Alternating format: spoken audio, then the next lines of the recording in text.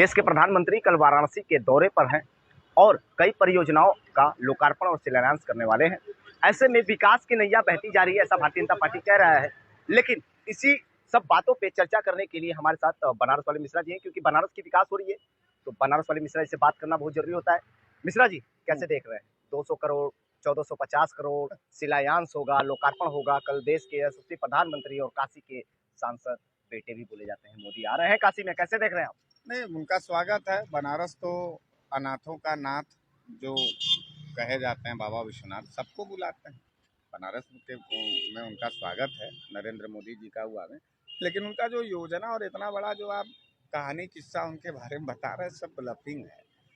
अभी तक मैंने पिछले 19 में ही हमने एक बयान पढ़ा था, रविंद्र जायसवाल जी यहाँ विधायक थे। उन्होंने कहा कि अब तक जो है 4,500 करोड़ रुपया का बजट बनारस को मिला है।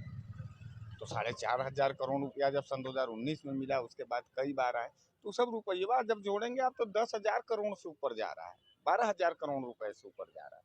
तो ये रुपया कहाँ लगा है, क्या हो रहा है? अभी मैं घूम रहा था शहर, तो शायद कल 200 या 250 करोड़ रुपया का फिर घोषणा करेंगे। तो मैं काउंट करने लगा, मैं 1450 करोड़ की शिलान्यास करने वाले हैं और 200 करोड़ रुपए का लोकार्पण करने वाले हैं। इतनी महा बजट सिर्फ 6 घंटे में पेश करने वाले हैं काशी के लिए। अरे भैया, हम आपको बता रहे हैं ना, वो खाली कागज पर है, कागज पर है। वो आएगा, फिर गुजराती ठेकेदारों को मिलेगा, फिर वो पैसा वापस चला जाएगा। जो है वो मतलब अंडर टेबल सेटिंग है। जो है कोई विकास उकास का मामला है नहीं, खाली ब्लफिंग है। और टेलरबाज हमारे प्रधानमंत्री जी हैं। मैं वही प्रधानमंत्री को टेलरबाज कह रहे हैं? अरे टेलरबाज मतलब कि गुंडा मवाली नहीं, टेलरबाज मतलब कि कायदे का कपड़ा पहन करके छोटे काम को बड़ा चीज करके दिखा देना, ये उनकी काबिलियत है। मैं उसका कायल। दूसरी बात, मेरी बात सुन लीजिए।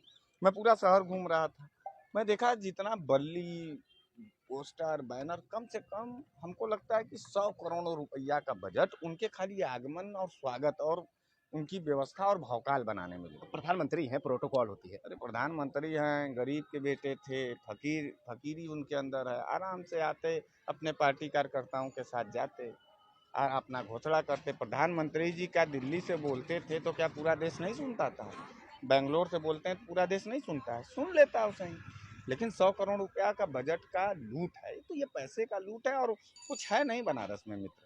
वह टेंट सिटी बनाए तो थे, आया आंधी, ओला पड़ा, खुद उधर आ गया रात को, आधी रात को सब लगे भागने दौड़ने। अच्छा, देश का पहला रोपवे सिटी जा रहा है बनारस।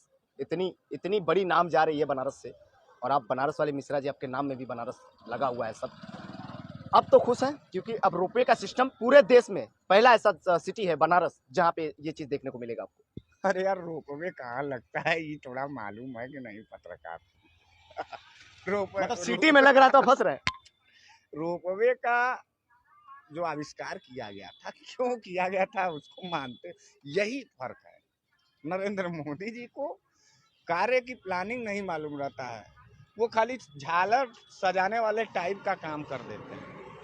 छोटा घर है, झालर सजा दो, चाइना से मंगा करके पोल सजा दो, पानी टंकी रंग पेंट कर दो, बस यही सब में मॉडल काशी के जो है कि बढ़ाने के जो है कि प्रधानमंत्री लगे हुए हैं। लगता है पहाड़ी इलाके में। पहले सुनिए, इस पार जहाँ दुर्गम रास्ते हैं, यहाँ पर हम लोगों को बनारस के अंदर यातायात सुविधा को स्मार्ट सिटी के नाम पर या यातायात सुविधा को सुगम बनाना चाहिए। रोपवे पर से कितने लोग जाएंगे? कई लाख की आबादी, जन आबादी, और कितना रोपवे वो बना देंगे। बताया जा रहा है कि जनसंख्या ज्यादा होने के कारण ट्रैफिक बहुत ज्यादा समस्या कर रही थी। इसकी वजह से प्रधानमंत्री की एक नई नीति आई है कि देश का सबसे पहला सिटी भी कहलाएगा और ऊपर से लोग जाएंगे आराम से। बनारस में बुलेट ट्रेन भी आ रहा है, बनारस क्वेटो भी। वंदे भारत ट्रेन आया था कल। वंदे भारत बुलेट ट्रेन है?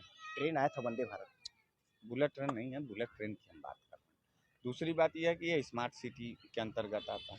तीसरी बात अब और सुन लीजिए आप, परसों रात को बरसात हो रही थी, बड़ा गरज करके खोजवा में एक 45 साल का युवक अपने माँ के साथ, 65 साल के माँ के साथ जो है, पानी का करंट उतर जाने पर सड़क पर मर गए।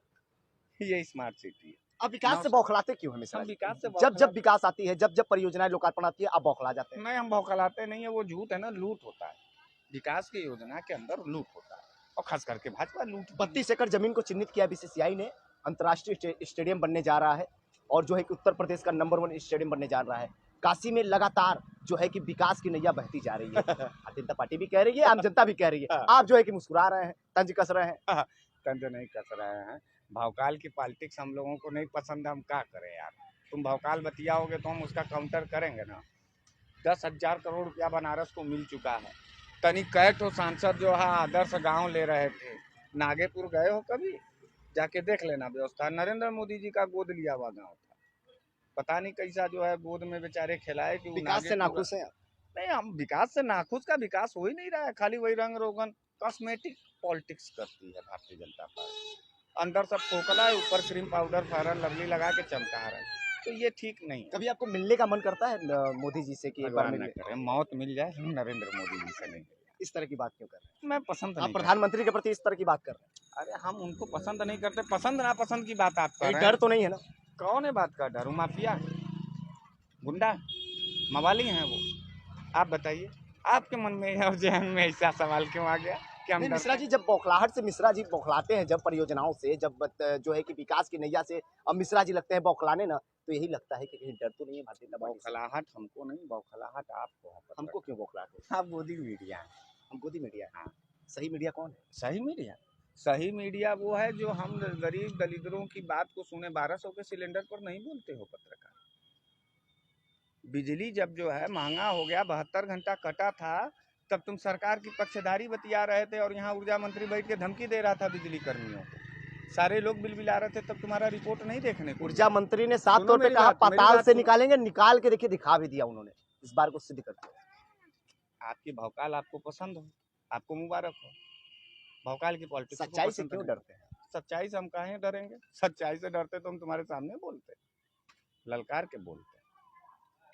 छात्रवृत्ति यहाँ सारे नौजवान हैं हॉस्टल में हैं, पूछो इनके माँ बाप कैसे पैसा लाते हैं। अगर स्कॉलरशिप मिलता, अच्छी तरीके का पढ़ाई मिलता, विश्वविद्यालय में माहौल होता, पढ़ता ना। कितने कैंपस सिलेक्शन आ रहे हैं, पूछने पर यूएपीए लगाते हैं। जब हम सड़क में तीसरी बार इसी इंटरव्यू में आपको बता रहा हूँ, कोई विकास नहीं, कोई विकास नहीं। नहीं। टेंट सिटी विकास देखते हो, वही टेंट सिटी, उसी को विकास करो। मंदिर बनवाए, ठीक है। एम्स बनवाए, बीएचयू के एम्स का दर्जा भी नहीं दिए। डॉक्टर ओम शंकर शुक्ला मरते चले गए और उनके ऊपर जो है मुकदमे लगे।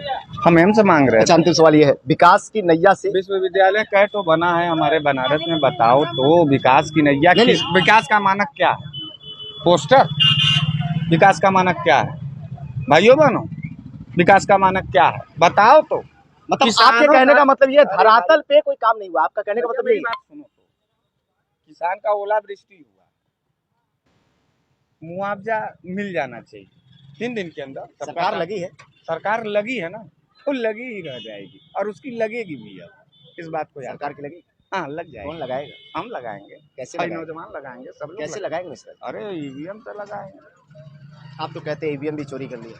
अरे चोरी कर लेंगे हम लोग, उसको इतना दबा देंगे अब की बार क्यों चोरी लेके लाए। कहीं ऐसा ना हो इस बार की जो परियोजनाओं के लिए 6 घंटे के लिए वह जा रहे हैं प्रधानमंत्री जी, कहीं 24 में खेलवा न कर जाए बनारस से? भैया देखिए, हमारे यहाँ हमने आपको बताया जिसका कोई नहीं, अनाथों के नाथों का ये शहर है, यानी बाबा विश्वनाथ। जिसको पूरे देश में कहीं ठौर ठिकाना नहीं मिलता ना, उसको बनारस में जगह मिल जाती। जिसको कहीं पूरे देश में अनाज नहीं मिलता ना, वो माँ अन्नपूर्णा का क्षेत्र है, भोजन मिल जाता।